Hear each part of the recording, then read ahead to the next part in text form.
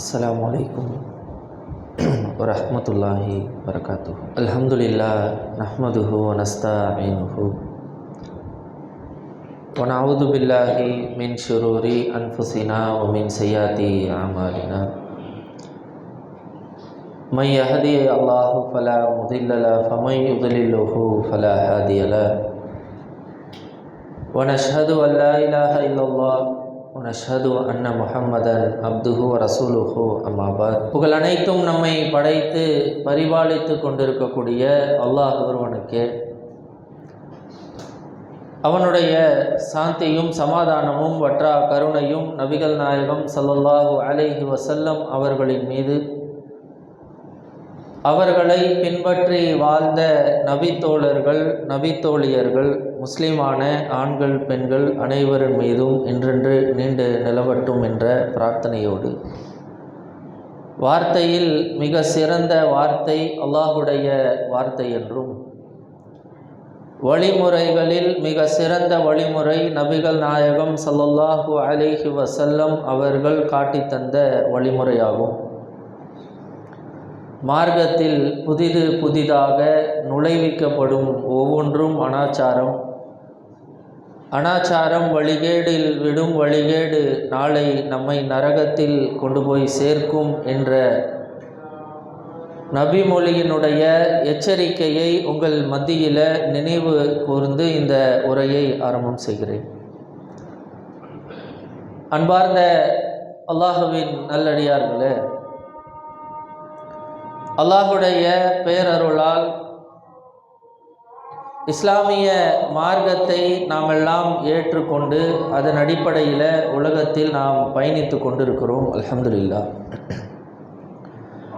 இந்த உலக பயணத்தில் இன்றைக்கு நம்முடைய தேவைகளுக்காக, நம்முடைய தேவைகளை பூர்த்தி செய்து கொள்வதற்காக பல்வேறு சம்பாத்தியங்களை, பல்வேறு விஷயங்களை நாம் சம்பாதித்து கொண்டு இருக்கிறோம். இன்றைக்கு நாம் சம்பாதிக்கக்கூடிய எந்த ஒரு பொருளாக இருக்கட்டும், பல சிரமத்தின் மத்தியில், கஷ்டத்தின் மத்தியில் தான் நாம் அதை சம்பாதித்து கொண்டு இருக்கிறோம். பொருளாதாரமாக இருக்கட்டும், பொருட்களை வாங்குவதாக இருக்கட்டும், நகைகளை வாங்குவதாக இருக்கட்டும், சொத்துக்களை சேர்ப்பதாக இருக்கட்டும், பல்வேறு கஷ்டத்திலே அதை சம்பாதிக்கக்கூடிய நாம அதை பாதுகாக்கக்கூடிய விஷயத்திலேயும் கூடுதல் கவனம் எடுத்து நாம் செயல்படுவோம். ஒரு பொருளாதாரத்தை நான் சம்பாதித்துட்டு அது அப்படியே எங்கே வேணாலும் கிடக்கட்டும்னு வீட்டில் கூட நம்ம போட்டு வைக்க மாட்டோம். அப்படி தானே? ஒரு லட்ச ரூபாய் நமக்கு சம்பாத்தியம் வருது, அதை என்ன செய்வோம் அப்படின்னு சொன்னால் அதை பாதுகாப்பதில் கூடுதல் கவனம் செலுத்துவோம். பீரோவில், அது உள்ளே இருக்கக்கூடிய கல்லறையில், அதில் பத்திரமாக அந்த பொருளாதாரத்தை கொண்டு போய் வைக்கணும். ரொம்ப கவனமாக இருக்கணும். வண்டியில் எடுத்துகிட்டு போகும்போது கூட பேகுக்குள்ளே வச்சு, வண்டிக்குள்ளே டிக்கிக்குள்ளே நல்ல மூடி இருக்குதா, இதையெல்லாம் பார்த்து நம்ம பிரயாணத்தை ஆரம்பிக்கணும். அப்போ ஒரு விஷயத்தை நாம் சம்பாதித்தால் அதை பாதுகாப்பதில் கூடுதல் கவனம் எடுக்கிறோம். ஒரு சொத்தை வாங்குவது கூட நீங்கள் எடுத்து பாருங்க. வெகு தூரத்தில் ஒரு சொத்தை நாம் வாங்கி வச்சிருப்போம். அந்த சொத்தை பாதுகாப்பதற்காக என்ன செய்வோம்? அதை சரியாக ரிஜிஸ்டர் பண்ணி வைக்கிறது, அதற்கு சுற்றி வேலி அமைத்து ஒரு போர்டை நட்டி இது என்னுடைய சொத்து, இது ஒரு நபருடைய சொத்து என்றால் நீங்கள் பல இடங்களில் பலகளை பார்க்கலாம். அதே மாதிரி நகைகளை நாம் சம்பாதித்தால் கூட அதையும் பாதுகாப்பதிலே கவனம் செலுத்துகின்றோம். இப்படி எந்த ஒரு விஷயத்தை நாம் சிரமப்பட்டு கஷ்டப்பட்டு சம்பாதிக்கிறோமோ அதை பாதுகாப்பதில் கூடுதல் கவனம் எடுத்துதான் இந்த உலகத்தில் நாம் செயல்படுகின்றோம். இப்படி ஒவ்வொரு விஷயத்திற்கும் பாதுகாப்பு குறித்து யோசிக்கக்கூடிய நாம் சம்பாதித்த நன்மைகளை இன்றைக்கு பாதுகாப்பாக வைத்திருக்கிறோமா? நான் தொழுது கஷ்டப்பட்டு காலையில் எழுந்திரிச்சு ஃபஜரை தொழுது முடித்து அதனுடைய நன்மைகளை சம்பாதிச்சு வச்சிருக்கிற அதை இன்றைக்கு பாதுகாப்பாக இருக்குதா? கடந்த ரமலானில் 30 நாட்கள் சிரமத்தின் மத்தியில் நோன்பை வைத்து பல நன்மைகளை நான் சம்பாதித்திருக்கிறேன். இந்த நன்மைகள் இன்றைக்கு உயிரோடு இருக்குதா? பாதுகாப்பாக இருக்குதா? இந்த பாதுகாப்பு குறித்து யாரும் நாம் சிந்திப்பது அல்ல. ஆனால் மார்க்கம் நமக்கு சொல்லக்கூடிய மிக முக்கியமான அறிவுரை என்ன தெரியுமா?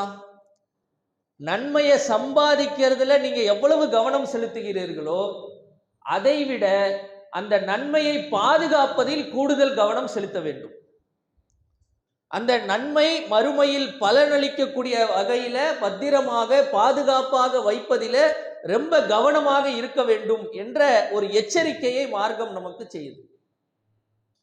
ஏன் நாம பாதுகாப்பாக வைக்கணும்னா, அல்லாஹுடைய தூதர் அவர்கள் சொல்கிறார்கள், இன்றைக்கு சொத்தை பாதுகாப்பாக வைப்பதை விட, நகைகளை பாதுகாப்பாக வைப்பதை விட மறுமையில் பலனளிக்கக்கூடிய நன்மையை பாதுகாப்பாக வைக்க வேண்டும். அல்லாஹுடைய தூதர் அவர்கள் சொல்கிறார்கள், ஒரு மனிதன் மரணித்து விட்டால் எல்லா மனிதர்களுக்கும் மவுத் என்பது கண்டிப்பாக வரக்கூடிய ஒன்று. குல்லு நஃப்ஸின் தாயிகத்துல் மவுத், ஒவ்வொரு ஆத்மாவும் மரணத்தை சுவைத்தே தீரும். இந்த மரணத்திற்கு பிறகு நடக்கக்கூடிய நிகழ்வுகளை பற்றி அல்லாஹுடைய தூதர் அவர்கள் சொல்கிறார்கள், ஒரு மனிதன் மரணித்து விட்டால் அவனை அடக்கம் செய்யக்கூடிய அந்த அடக்க ஸ்தலம் வரைக்கும் அவருடைய உறவுகள் வருவார்கள், அவன் சேர்த்து வைத்த சொத்துகள் வரும், அவன் செய்த நன்மைகள் வரும். ஆனால் அவனை அடக்கம் செய்த பிறகு அவனுடைய உறவுகள் உலகத்தோடு நின்று விடுவார்கள், அவன் சேர்த்த சொத்துகள் உலகத்தோடு நின்றுவிடும். ஆனால் அவன் செய்த நன்மைகள் தான் அவனோடு தொடர்ந்து பயணிக்கும். எதுவரைக்கும் பயணிக்கும்? கபரிலே அடக்கம் செய்த பிறகும் நன்மைகளை வைத்துதான் ஒரு நபருக்கு கபரு விசாலமாக்கப்படுமா அல்லது கடினமாக்கப்படுமா என்ற முடிவு இருக்கும். மறுமையில் இறைவனுடைய சன்னிதானத்தில் வந்து நிற்கும் போது காசு பணம் வராது, உறவுகள் வரமாட்டார்கள், நாம் செய்த நன்மைகள் தான் நமக்கு அங்கே சாட்சியாக இருக்கும். அப்ப மறுமை வரைக்கும் பயணிக்கக்கூடிய நன்மையை நாம பாதுகாப்பது முக்கியமா, உலகத்தோட நிற்கக்கூடிய பொருளாதாரத்தை பாதுகாப்பது முக்கியமா? நன்மைக்கு தான் கூடுதல் கவனம் நாம் எடுக்கணும். அப்ப இன்றைக்கு மார்க்கம் நமக்கு ரெண்டு விதமான முக்கியமான எச்சரிக்கையை சொல்கின்றது. நீ யோசிக்கலாம், பாதுகாப்பாக வைக்கிறதுனா நான் பீரோல்ல கொண்டு போய் காசு வைக்கிற மாதிரி நோன்பு வச்சுட்டு அதை ஏதாவது கட்டி கொண்டு போய் பீரோல்ல வைக்கணுமா? இல்ல வேலி அமைத்து என்னுடைய நிலத்தை பாதுகாப்பதை போல ஏதாவது ஒன்றை அமைத்து நான் செய்த நன்மையை பாதுகாக்கணுமா அப்படின்னு பார்த்தா அந்த வழிமுறைகள் இல்லை. அல்லாஹுடைய தூதர் அவர்கள் ரெண்டு முக்கியமான செய்திகளை சொல்கிறார்கள். இதை நாம் சரியாக நடத்தி கொண்டால் போதும். ஒன்று என்ன? ஒரு மனிதன் தன்னுடைய நன்மையை பாதுகாக்க வேண்டும் என்றால் அவன் பிறருடைய விஷயத்தில் சரியாக நடந்து கொள்ள வேண்டும். அவ்வளவுதான். நீ மற்றவர்களுடைய விஷயத்திலே சரியாக நடந்து கொள்ளவில்லை, நியாயமாக நடந்து கொள்ளவில்லை, அவனை புண்படுத்தக்கூடிய வகையிலே நீ நடந்து கொண்டாயானால் நீ செய்த நன்மையை நீனே அழித்து கொண்டிருக்கிறாய் என்ற எச்சரிக்கையை மார்க்கம் சொல்லுதுங்க. அல்லாஹுடைய தூதர் அவர்கள் சஹாபாக்கள் அமர்ந்திருக்கக்கூடிய நேரத்தில் அல்லாஹுடைய தூதர் அவர்கள் சொல்கிறார்கள், சஹாபாக்களே, தோழர்களே, திவாலான மனுஷனை பத்தி நீங்க கேள்விப்பட்டிருக்கிறீங்களா அப்படின்னு கேட்கிறாங்க. அப்ப அல்லாஹுடைய தூதர் அவர்கள் சொல்கிறார்கள், சஹாபாக்கள் சொல்றாங்க, அல்லாஹுடைய தூதரே, திவாலான மனுஷனா யார் தெரியுமா? உலகத்துல காசு பணத்தை நல்லா சம்பாதிச்சு வச்சிருப்பான், ஒரு கட்டத்துல அந்த வியாபாரம் நஷ்டமாயி கடன் பட்டு ஒண்ணுமே இல்லாம காசை தொலைத்து வந்து நிற்பான், அவன் தான் திவாலானவன். சரி, இது உலகத்துல. மறுமையில திவாலானவனை பார்த்திருக்கிறீங்களான்றாங்க. அப்ப சஹாபாக்கள் கேட்கிறாங்க, அல்லாஹுடைய தூதரே, மறுமையில தான் காசே இருக்காது, உலகத்துல காசு இருக்குது, அதை தொலைச்சிட்டா திவாலானவன் சொல்றோம், மறுமையில காசு பணமே இருக்காது, நன்மை தீமை மட்டும்தானே இருக்கும், எப்படி மறுமையில ஒரு மனிதன் திவாலாக முடியும்? அப்ப அல்லாஹுடைய தூதர் அவர்கள் நாளை மறுமையில் நடைபெறக்கூடிய ஒரு சம்பவத்தை முன்னறிவிப்பாக செய்கிறார்கள். அல்லாஹுடைய தூதர் சொல்றாங்க, ஒரு மனிதன் அல்லாஹுடைய சன்னிதானத்தில் விசாரணைக்காக வருவார். இவர் யார் தெரியுமா? உலகத்துல தூக்கத்தை தியாகம் செய்து அர்ப்பணித்து ஃபஜருடைய தொழுகையை சரியாக தொழுதவர், தஹஜ்ஜுடைய தொழுகைகளை நிறைவேற்றியவர், ஐவேளை தொழுகையை சரியாக தொழுதவர், 30 நாள் நோன்புகள் அல்லாம உபரியான நோன்புகளை சரியாக வைத்தவர், தான தர்மங்களை தாராளமான செய்தவர், ஏழைகளுக்கு உணவு கொடுத்தவர், பள்ளிவாசலுக்காக தன்னுடைய பொருளாதாரத்தை செலவிட்டவர், இப்படி ஏராளமான நன்மைகள் செய்தவர் அல்லாஹுடைய சன்னிதானத்துக்கு வர்றார். அல்லாஹ் விசாரணையை ஆரம்பிக்கிறான். என்னப்பா செஞ்ச? எல்லாம் நான் இதை செஞ்சேன் அதை செஞ்சேன், இப்படி விசாரணை போகும். போற நேரத்துல இன்னொரு நபர் அல்லாஹ்விடத்திலே வருவார். அல்லாஹுடைய தூதர் சொல்லி காட்டுறாங்க. அந்த நபர் என்ன சொல்லுவார் அப்படின்னா, இறைவா, நீ யாரை விசாரித்து கொண்டிருக்கிறையோ, யார் உன்னுடைய சன்னிதானத்தில் அதிகமான நன்மைகளை செய்து நிற்கிறானோ, இவன் யார் தெரியுமா? உலகத்தில் வாழும்போது என்னை பற்றி புறம் பேசிய ஒருவர், என்ன இந்த மாதிரிலாம் பேசியிருக்கிறான் இப்படின்னு ஒருத்தர் அல்லாஹ் இடத்துல சொல்வார்.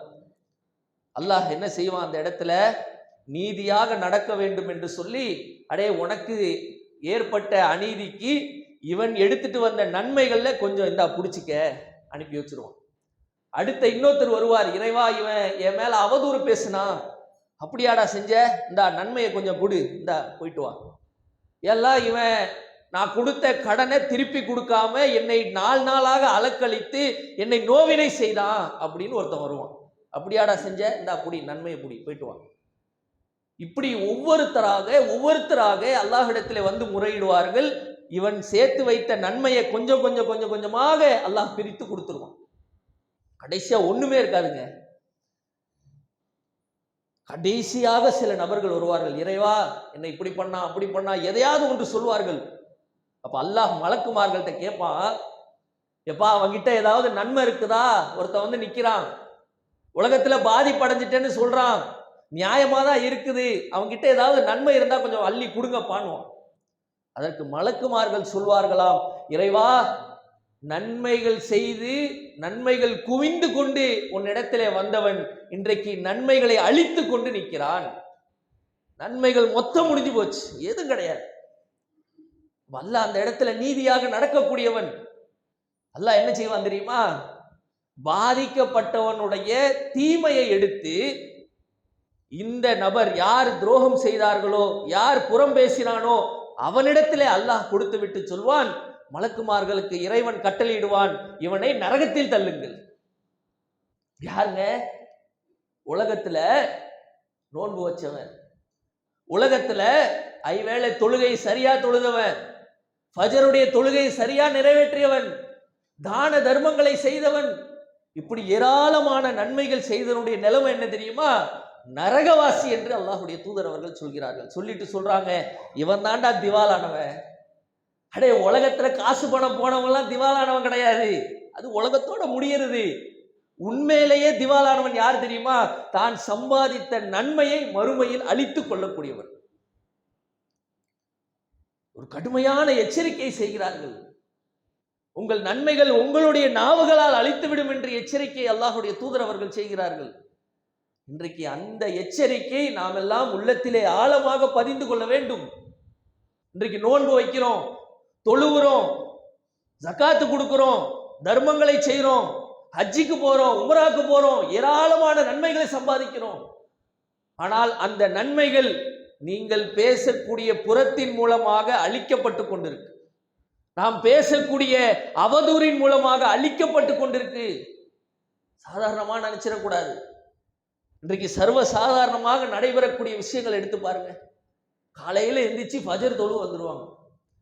ஃபஜரை தொழுது முடிச்ச பிறகு அப்படியே போயிட்டு என்ன செய்யறது, ஒரு 4-5 பேர் சேர்ந்துட்டு அப்படியே போயிட்டு என்ன செய்யறது, 6ஆவதா ஒருத்தர் வராம இருப்பாரு பாருங்க, அவரை பத்தி பேசிட்டு இருப்போம். இன்றைக்கு இருக்குதா இல்லையா?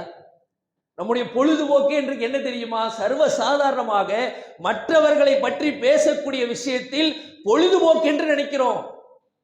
ரொம்ப ஜாலியா இருக்குங்க, அவரை பத்தி பேசினா ரொம்ப அற்புதமா இருக்குது, அவருடைய குறைகளை பற்றி பேசினா ரொம்ப ஜாலியா இருக்குது. மார்க்கம் வன்மையா கண்டிக்குது. உங்களுடைய நன்மைகளை நீங்கள் அழித்துக் கொண்டிருக்கிற. ஃபஜர் தொழுவு வந்தாச்சு, தகஜ தொழுதாச்சு, அடுத்த பேசக்கூடிய புறத்துல அவதூறுல நீங்கள் சம்பாதித்த அந்த நன்மையை அழித்து விட்டோமே. இதற்கு கடுமையான எச்சரிக்கை அல்லாஹ்வுடைய தூதர் அவர்கள் சொல்கிறார்கள். இன்றைக்கு சர்வ சாதாரணமா நீங்க பார்க்கலாம். பெண்களிடத்திலும் நீங்கள் அதை பார்க்க முடியும். கணவன் வீட்டில் ஒரு பிரச்சனை இருக்குங்க, கணவனிடத்துல சில குறைகள் இருக்கும். அந்த குறைகளை மூடி மறைத்து சரியான முறையில் அதை கொண்டு போக வேண்டும். ஒரு கட்டத்தை தாண்டும் போது வேற விஷயம். ஆனால் சின்ன சின்ன விஷயத்தையும் என்ன செய்யறது, லைவ் டெலிகாஸ்டை போல தன்னுடைய தாயிடத்திலே சொல்லிக் கொண்டே இருப்பார்கள். கேட்டா என்ன சொல்றது தெரியுமா, நடக்கிறதான சொல்லிட்டு இருக்கிறோம், நடக்காததையா நாங்க சொல்றோம். அல்லாஹ்வுடைய தூதர் அவர்கள் அதற்கு ஒரு விளக்கத்தை கொடுக்கிறார்கள் தெரியுமா.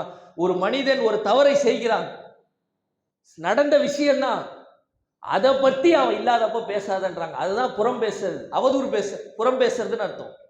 அவதூறு பேசுவது தான் அவன் செய்யாத விஷயத்த பேசுறது.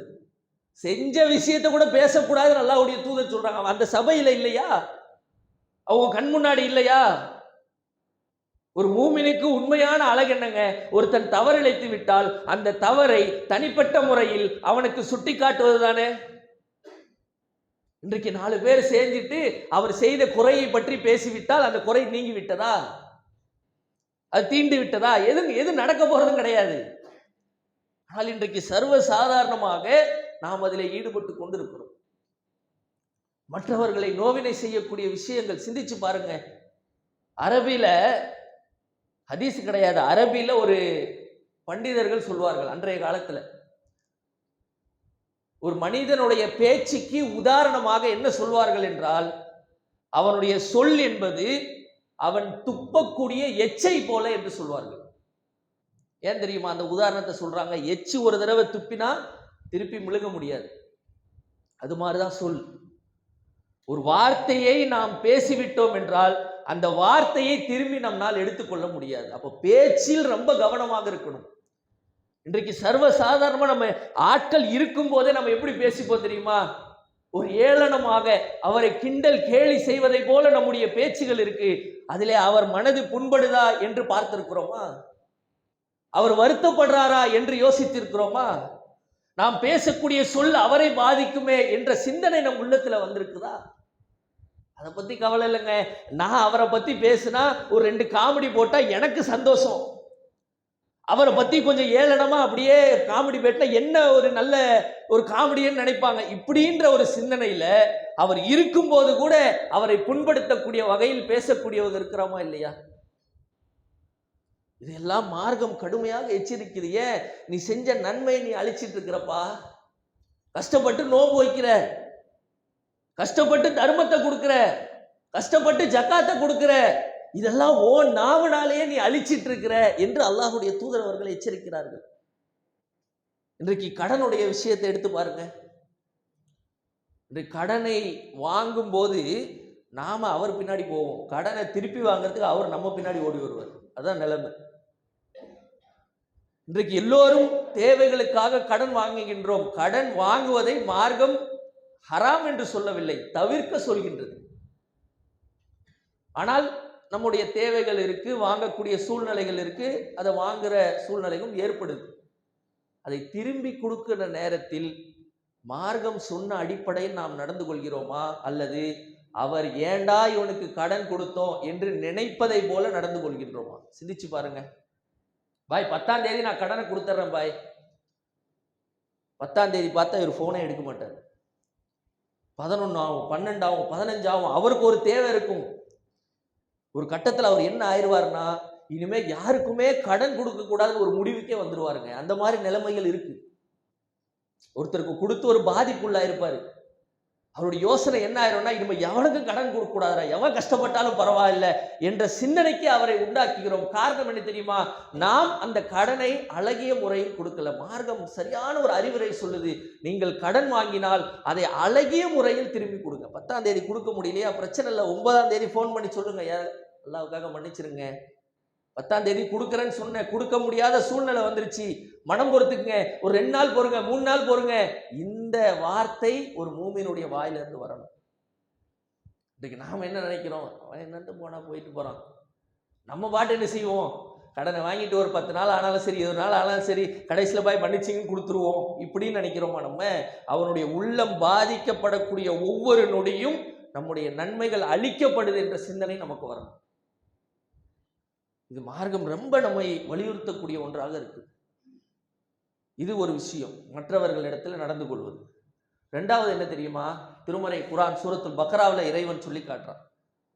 நீங்கள் செய்த தர்மத்தை பற்றி இறைவன் சொல்லும்போது, நீங்கள் தர்மம் செய்யக்கூடிய நேரத்தில் அதை சொல்லி காட்டியோ நோவினை செய்யக்கூடிய வகையிலோ நீங்கள் அதை அமைத்துக் கொள்ளாதீர்கள்.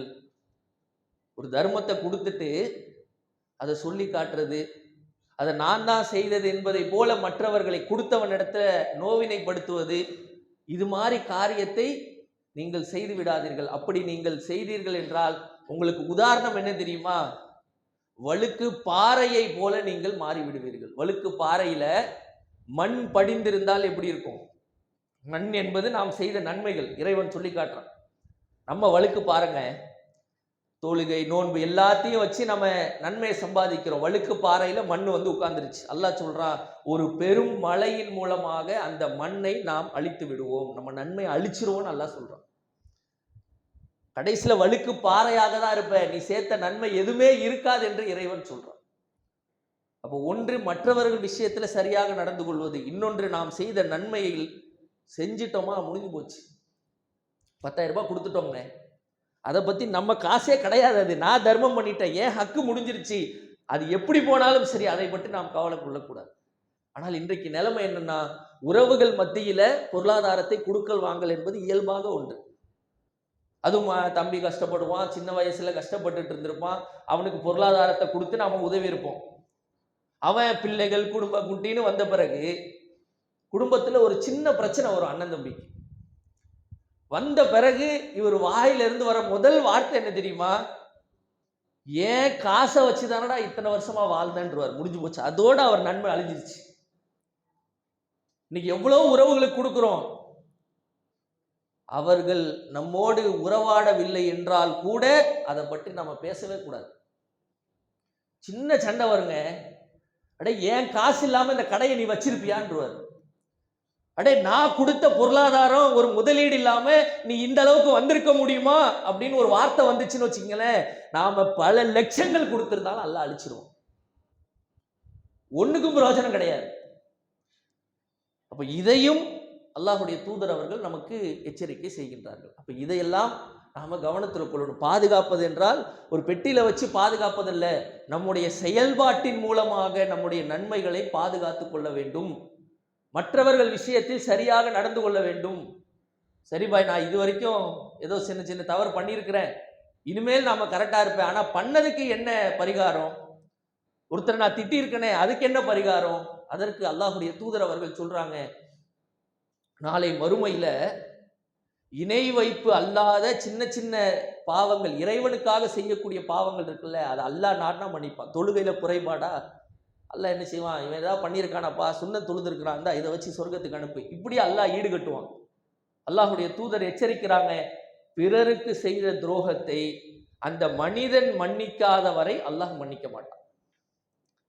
நீங்க யாருக்காவது, நீங்க பெரியவன் சின்னவன் நான் பெரிய ஆள அதெல்லாம் பார்க்காதீங்க, யாருக்காவது உங்களுடைய உள்ளம் அளவுல தோணுது, ஆமா நான் இவனை அவதூறு பேசிட்டேன், புறம் பேசிட்டேன், இவனை திட்டேன், இவனை நோவினைப்படுத்திட்டேன் அப்படின்னு உங்க உள்ளங்கள் தோணுது என்றால், ஜும்மா முடிஞ்ச பிறகு போய் மன்னிப்பு கேட்டுருங்க, தப்பு இல்லை,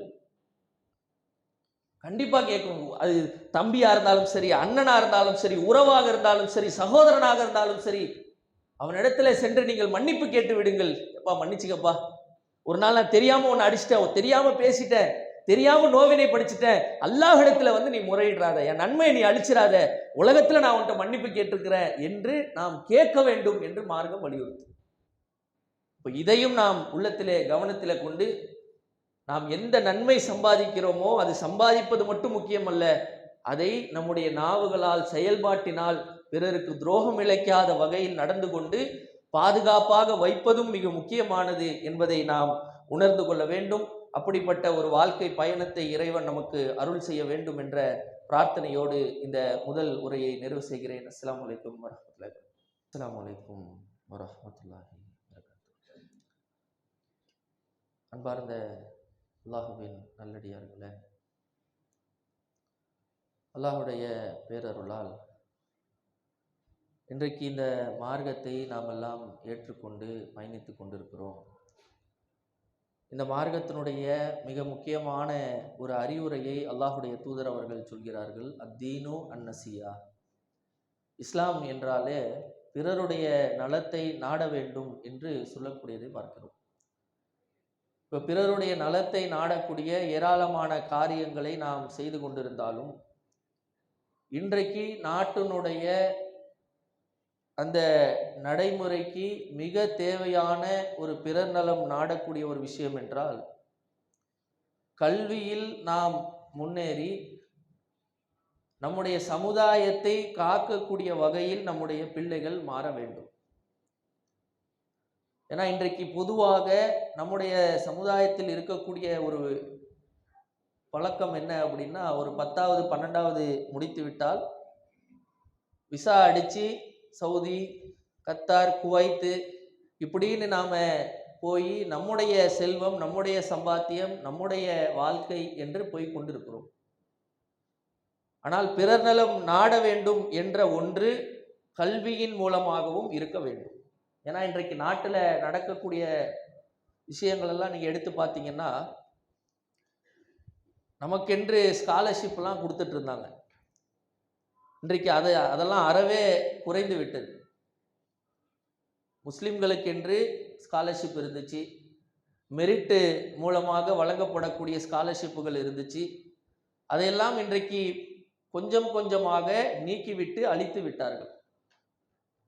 அப்போ இன்றைக்கு நாட்டில் சிறுபான்மையர்கள் கல்வியை கற்றுக்கொண்டு முன்னேறக்கூடாது என்பதற்காக பல திட்டங்களை இன்றைக்கு அரசாங்கம் வகுத்து கொண்டு இருக்கிறார்கள். அப்போ இதையெல்லாம் ஒரு மாற்றத்தை கொண்டு வரணும் அப்படின்னா நம்முடைய பிள்ளைகள் சமுதாயம் சார்ந்த கல்வியில் நுழைய வேண்டும். இன்றைக்கு நீங்கள் எடுத்து பார்த்தீங்கன்னா, ஒரு காலத்தில் நம்ம சொல்லுவோம் எஸ்சி எஸ்டி சமுதாயத்தினரெல்லாம் பின்தங்கிய சமுதாயம் என்று ஒரு காலத்தில் நாம் பேசி கொண்டிருந்தோம். ஆனால் இன்றைக்கு அவர்களுடைய நிலைமை அல்லாஹுடைய அருளை கொண்டு எந்த ஒரு கோர்ட்டுக்கு நீங்க போனாலும் சரி, அதிகமான லாயர்கள் இன்றைக்கு எஸ்சி எஸ்டி சமுதாயத்தில் தான் இருக்கிறாங்க. நீங்க போய் பாருங்க, சென்னை ஹைகோர்ட்டுக்கு போனாலும் சரி, ஆலந்தூர் கோர்ட்டுக்கு போனாலும் சரி, எந்த ஒரு ஜுடிஷியலுக்கு நீங்க போனாலும் சரி, அதிகமான லாயர்களை இன்றைக்கு அவர்கள் உருவாக்கி விட்டார்கள். அவர்கள் டாக்டர் அம்பேத்கருடைய வழியில அதை படிக்க வேண்டும் என்ற சித்தாந்தத்தில் அவர்கள் பயணித்தார்கள். இப்போ நமக்கு மார்க்கம் அதை விட வலியுறுத்துதா இல்லையா? இன்றைக்கு நாம ஒருத்தர் சொல்ல முடியுமா இந்த துறையில முஸ்லிம்கள் அதிகம் என்று நாம சொல்ல இயலுமா? பத்திரிகை துறை அதுல இல்லை, ஐஏஎஸ் ஐபிஎஸ் எந்த துறையிலும் என்ன செய்ய முடியாது, முஸ்லிம்கள் இதுல ஜாஸ்திங்க இப்படின்னு சொல்லக்கூடிய எந்த துறையும் இன்றைக்கு கிடையாது. அப்போ பெற்றோர்களாக இருக்கக்கூடிய நமக்கு அந்த சிந்தனை முதல்ல வரணும். என் பிள்ளை சம்பாதிச்சு எனக்கு மட்டும் கொடுக்கக்கூடாது, பக்கத்தில் ஒருத்த கஷ்டப்படுவான், சமுதாயத்தில் ஒருத்த கஷ்டப்படுறான், அவனுக்கும் கொடுக்க வேண்டும், அவனையும் முன்னேற்ற வேண்டும். அதுதான் பிறர் நலம் நாடுறது. நான் நல்லா இருந்துறேங்க, நான் கஷ்டப்பட்டேங்க, என் புள்ள சம்பாதிச்சு நல்ல ஒரு பில்டிங்கை கட்டிட்டாங்க, கார் வாங்கிட்டோங்க, பங்களா வாங்கிட்டோங்க, அல்ஹம்துலில்லாஹ், தப்பு கிடையாது. ஆனால் அதே நேரத்தில் எதிர்த்தாப்புல ஒருத்த குடிசையில் இருக்கிறானே அவனை நாம் முன்னேறி இருக்கிறோமா? அந்த கல்வியின் மூலமாக உங்கள் பிள்ளை அவனை முன்னேற்றக்கூடிய சிந்தனை உருவாக்கி இருக்கிறோமா? அப்போ பிள்ளையை நாம் வளர்க்கும் போதே அந்த சிந்தனையோட வளரும். படிக்கக்கூடிய கல்வி உனக்கு மட்டும் பயனளிக்கக்கூடியதல்ல, நம்முடைய சமுதாயத்திற்கும் பயனளிக்க வேண்டும் என்ற சிந்தனையை பெற்றோர்களாக இருக்கக்கூடிய நாம அவர்களுக்கு ஊட்டி வளர்க்க வேண்டும். அப்படிப்பட்ட ஒரு வளர்ப்பிலே வளர்ந்து நாளை சமுதாயத்தை காக்கக்கூடிய பிள்ளைகளாக நம்முடைய பிள்ளைகள் உருவாக வேண்டும் என்ற பிரார்த்தனையோடு இந்த உரையை நிறைவு செய்கிறேன். வாஹிர்தானா அல்ஹம்துலில்லாஹி ரப்பில் ஆலமீன். அஸ்ஸலாமு அலைக்கும் வரஹ்மத்துல்லாஹி வபரகாத்துஹு.